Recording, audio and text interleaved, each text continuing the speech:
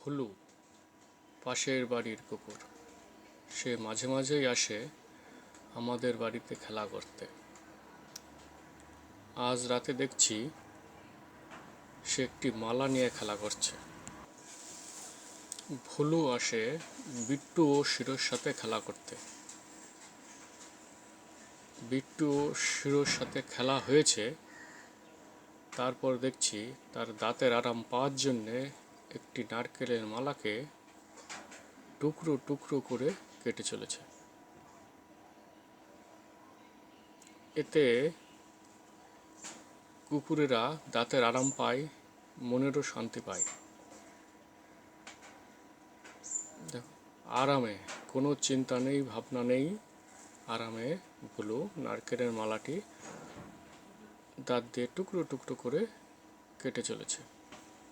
এদিকে বিট্টু সম্পূর্ণ সুস্থ, বিট্টুর আর কোনো সমস্যা নেই।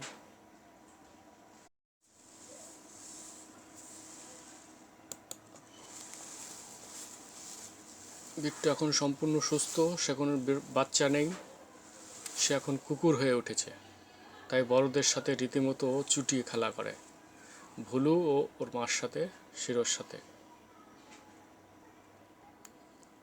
এদিকে ভুলু দেখছি মন প্রাণ দিয়ে মালাকে চেটে চলেছে। জানি না ওর মধ্যে কি পাচ্ছে, কিন্তু ও যে আনন্দ পাচ্ছে এটুকু বোঝা যাচ্ছে। ও করতে থাকুক ওর কর্মকাণ্ড, আর আমরা দেখতে থাকি ওর কি কি কাজ করে। আর ভুলু এমন খুব শান্ত, মারামারি কম করে, খেলাটাই বেশি করে। যত ওরা কর্মকাণ্ড করবে ততই আমার ছবি তুলতে সুবিধা হবে। ভুলু দিন থেকে রাতের বেলায় আসে বেশি,